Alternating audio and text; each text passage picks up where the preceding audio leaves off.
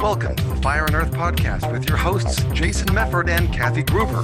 Fire and Earth, giving you the keys to unlock your limitless potential. Hey everybody, welcome back to another episode of the Fire and Earth podcast. I'm your co-host, Kathy Gruver. And I'm Jason Mefford. And today, I don't know why I had to do that with my voice today. I just feel like starting the day off. And it was really a good show. So yeah, well, there you go. Today, we wanted to talk about something that is really pretty simple, but can have a profound impact in your life. And that is the word choice.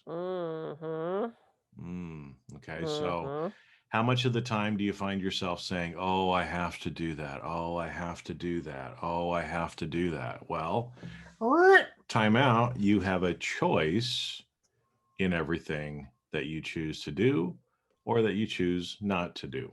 Right. And we had a previous episode about, saying yes. And every time that you say yes, you're saying no to something else, which also on the flip side means when you say no to something, you're saying yes to something else because it's your choice. We're going to dig a little deeper into that today. Yeah. And here's what I hear people saying all the time. Well, I didn't have a choice. It's like, sure you did. You absolutely had a choice. Or they look at their options and they don't like any of them. So like we said before we got on the show, it becomes picking the lesser of two evils. And so many people say that with the election. It's like, oh, well, I didn't like either of them. I just picked the lesser of the two evil. It's like you have so many choices. And when we run into conflict or when we run into issues, if nothing else, we always can change our mind. We always have the ability to choose to think differently, choose to have a different attitude, choose to approach things differently. So even if you look at the menu and you go, you can change your viewpoint on what you're looking at. So I love this conversation. Well, and this came up for me because, again, I'm always doing self-development myself. And in one of the programs I was going through, one of the things that really hit me this week is that point that choice is not deciding what's in front of you, right? And this is where it really can kind of get empowering, right? It's like, if I come to you and say, Kathy, I've got vanilla ice cream or I've got chocolate, which one do you want? I want mint chocolate chip. Okay, see, so there's an example of choice, right? I presented two options and most people, we just decide between the two thinking, well, I can only decide between vanilla or chocolate, but you choose to have mint chocolate chip, right? Now, that might mean I have to go to a different store. That might mean I leave that restaurant. That might mean, I agree with that. So often we settle for things. I have had so many experiences with people in restaurants where they're like, oh, it's actually, I don't really like this. Or a cocktail will be mixed for them, or they'll get a glass of wine. And, I've been out in restaurants. I'm such a wine person where I go, oh, it's okay. It's actually not what I was looking for. So I say to the waitstaff, hey, you know what? Actually, this is not really, I don't really like this. Is it possible to get something else? I have never had anybody give me slack about that. They always go, oh, yeah, God, absolutely. What do you want? They want you to have a good experience. It's not like they opened their last bottle of wine personally, and now it's a hassle for them. They're there to offer you these choices, to give you choices. And you can also always say, can I taste that first? That's an okay choice to make too. So it's like when you get outside of sometimes your comfort zone and do that proverbial thinking outside the box, you realize you have more choices than you think. Well, we do. It's never an either or, right? And again, what a lot of times we end up doing, yes, there are consequences that come with our choices. Yep. Okay. But you have free will. You have the ability to choose what it is that you want to do. Now, sometimes, again, it's, because you hear people will say things like, oh, I have to call my mother, right? Or, oh, I have to go to Thanksgiving dinner. Well, you don't have to, right? So again, you could choose not to go to Thanksgiving dinner if you don't want to. There might be consequences associated with that, but you can choose to do what you want. Now, if you decide you still are going to go to Thanksgiving dinner, right? Again, we can tell ourselves these stories. So are you choosing to go to dinner or are you doing it begrudgingly, right? Because that's going to change your mental mindset as far as the way that you're thinking, So you can go, oh, I have to go to Thanksgiving dinner. I hate it when Uncle Joe is there because he's such a blah, blah, blah, blah, blah, whatever, right? Well, Joe's a No. problem. Joe's I mean, Uncle Joe is always a problem. Let's face it, he's a.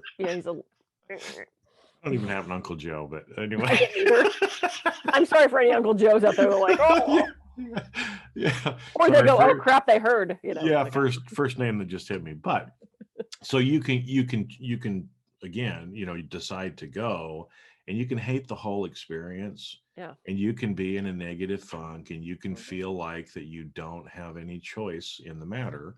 Or again, you can switch it around and say, you know what, I'm going to choose to go because of this, right? This is my choice that I'm making. I'm going to make the best of it. Because really kind of the attitude that you go into it with is probably just as important as the choice that you're actually making yourself. Absolutely. And because you're choosing an attitude. And the Thanksgiving thing, I mean, that's so huge. And I have one client who every year she spends Thanksgiving with her husband's sister. She's apparently a horrible cook. She doesn't like any of the food. She's allergic to turkey, so she can't eat the actual meal anyway. And for so many years, I hear her going, oh, I guess we're going, I got to eat the food. And I said, well, but do you have to go? Yeah. I said, okay, but do you have to eat the food? Well, that would be rude if I didn't eat it. And I'm thinking, if somebody puts something in front of me or offers me something that I don't like, I say, oh, no, thank you. Or I'll try a bite. And if I realize it's not something that I like, I'm not going to eat it. I'm not a 6-year-old. I don't have to, there's no clean plate club. You're not going to, and frankly. Oh, yes, there is. My dad said there is a clean plate club. Well, my dad said a lot of things that ended up not really being quite right. So, but it's like, if somebody's offended because I say I don't like green beans, okay, that's on them. That is not my problem, and I love green beans. I think people are they don't set boundaries. They don't find their voice. They don't see a choice because they are so passive in what happens around them. And not that everybody has to be dominant and domineering and rude in any way, but there's a way to say, oh, you know what? I'm actually not a fan of peas, so I'm going to pass on those. Or don't even bring it up.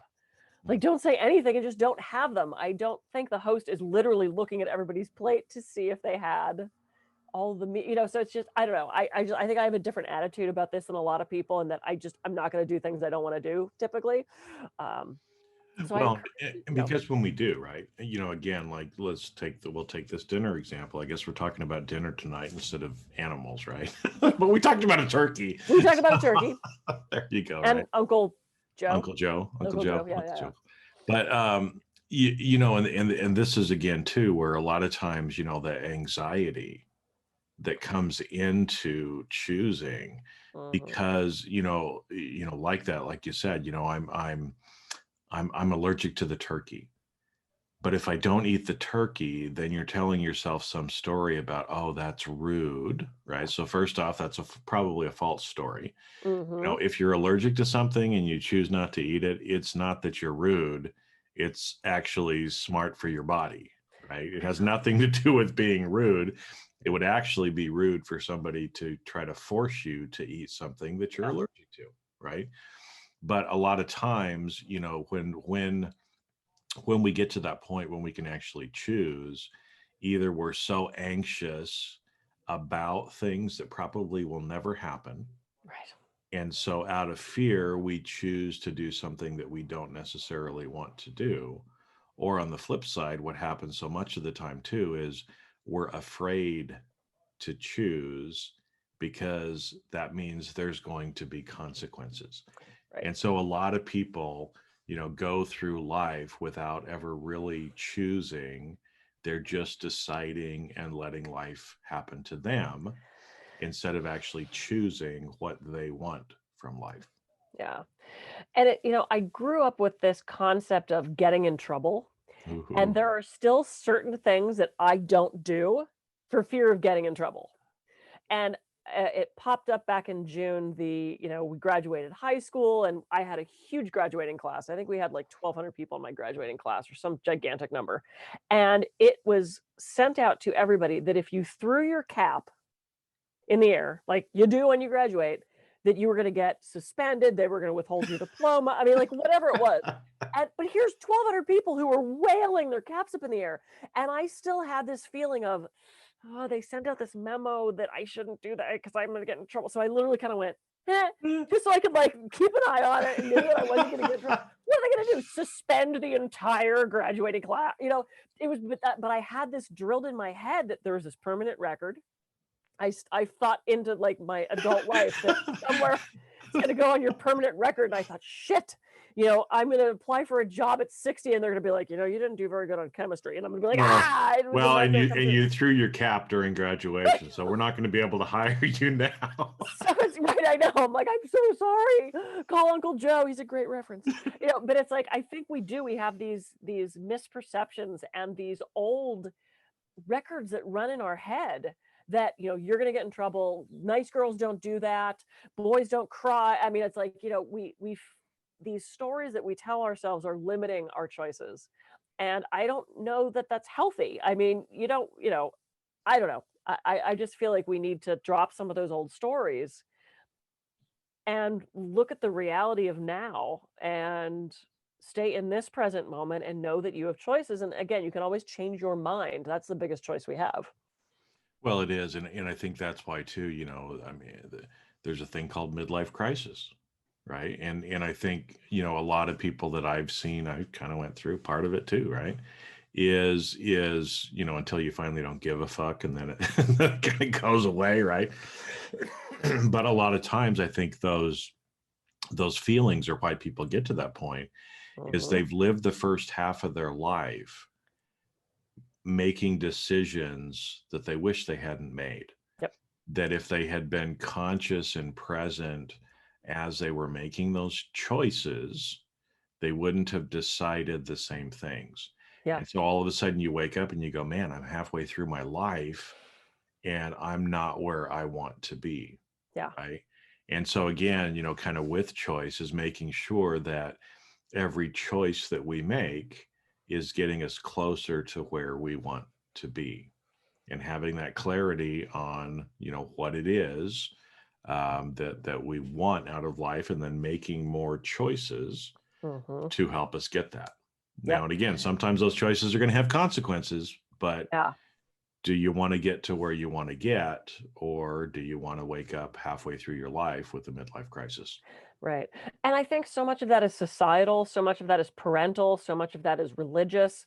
You know, I was raised in a household where you go to college, period. That's the end of the story. You go to college. And when I told my dad I wanted to go straight to Los Angeles and go to American Academy of Dramatic Arts, which was a 2-year performing arts program, he said, no. He goes, you can go, but I'm not paying for it. I want you to have a 4-year degree. And, you know, there's part of me that thinks, God, well, what would have happened had I left home at 18, driven to Los Angeles and gone straight to that program as opposed to 4 years at Point Park? Now, other things unfolded from that.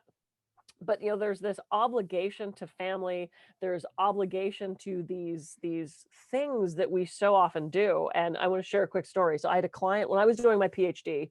I had a client who was doing a PhD program at UCSB in psychology. Now, the psychology program at UCSB is not clinical so much. It's more research-based. It's not like I'm going to counsel later. And I was talking to this client, and we were talking about PhDs, and, you know, she's 22 and I'm 40 or whatever it was. And she said, God, it must be so nice to be in a PhD program that you like. And I said, what?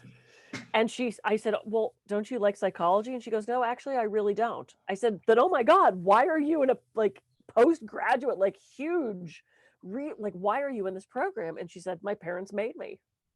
And now here's this 22, 23-year-old whose parents made her get a PhD. And I'm like, oh my God, that sounds horrible. And I said, okay, well, let me ask you this. I said, well, what do you want to do?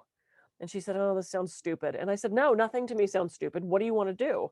She said, I kind of want to be a baker. And I went, oh my God, that's awesome. I said, well, have you ever worked in a bakery? And she said, no, but I love baking and I love cooking. And I just think it would be so great. And I want to start my own bakery and I want to supply food for homeless. I mean, like, she had this great idea. And I went, okay, I have an assignment for you. She goes, okay. Because we were just about approaching summer. And I said, do you get a summer job? She goes, yeah, my parents make me. I said, okay, great. I said, I'm seeing a trend here. I'm seeing a trend here. Yeah. And I said, I want you to work in a bakery over the summer. I said, even if it's a week internship, even if you spend an afternoon there, call the local bakeries and say, I'm considering this. Will you let me do it? And she goes, what a great idea. I said, because that way you'll know if that's truly what you want to do. She goes away. I don't see her for months. She comes back like 6 months later. And she goes, Kathy, I have to tell you, you changed my life, which that's the greatest thing to hear. Right. And I said, oh my God, what happened? She goes, well, I got a job in a bakery this summer and I worked there for 6 weeks over summer break. And I said, oh my God, how was it? And she said, I fucking hated every second of it. And I went, good. Yeah. Because now she doesn't have to wonder. Yep. She realized she liked baking for fun. She actually entered like some baking contest on the Food Channel and won some prize. I mean, it's like, so she realized she wanted to do psychology. She ended up continuing that program. She now works with youth who has eating disorders because she herself had an eating disorder. And it's like she has this amazing career and she bakes for fun. She would have wondered forever if she made the right choice had she not experienced that summer. So it's like, take those moments, take those choices, look at your options. Yeah, well, and you know, her story is what we hear from so many different people, right? My parents are making me do it. My parents are making me do it. Your parents don't make you do anything, right? It's still your choice. You're still deciding to do that. And so, you know, again, if you're not happy where you're at, then some of it might have to do with the decisions you're making, that you're actually making decisions instead of choosing. Yeah. Well, and so much of that comes from fear. I'm reading a book right now on staying in relationships or leaving relationships, specifically with narcissists, because I have a lot of clients dealing with narcissistic partners. And it's not an easy decision to make. I mean, you and I are both divorced. We know how hard that decision is, you know, so it's not always easy and there are consequences. If I leave, what will happen kind of thing. And an exercise I put my clients through typically with coaching is I'll say, what is the best outcome of you staying in this situation? What is the worst outcome of you staying in this situation? What is the best outcome of you leaving? What is the worst outcome of you leaving? And we actually make these lists. And so we end up with this square of these lists of things. I'll be, you know, I won't have as much money. I'll have to leave the house. The kids will be split, you know, whatever it is. And then see which one of those, when you have the information, which one of those feels best to you. Because there's consequences to every action, and not taking action is taking action in itself. It is. It is. So All yes. right. So, you know, don't just make decisions, but actually think about and choose, because again, choosing is not the same as deciding between the options that are in front of you. Yeah. And if you want a different life, the only way you're going to get there is to actually start consciously choosing and doing things different. Mm-hmm. And be brave. Be brave, because it does take courage. Because again, just like, you know, you do with your clients, when you go through and do some of those assessments, what's the best that could happen? What's the worst that could happen? Sometimes the worst things are kind of scary. Yeah. You know, but everybody that I've seen that's had the courage to choose and do what they really believe that they need to do and where they want to get to in life, even though there's pain in the middle, you come out on the other side exactly where you need to be. So keep making changes or choices that will get you closer and closer and closer to where you actually want to be. Absolutely. Cool. Oh, I love this conversation, as all of them. All right. So go out, choose.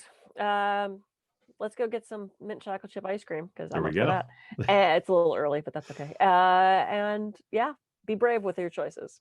I'm Kathy Gruver. I can be reached at kathygruver.com. And I'm Jason Mefford. I can be reached at jasonmefford.com. So go out, choose wisely, and have the best life that you can. We'll catch you on the next episode of the Fire and Earth podcast. See ya. See ya.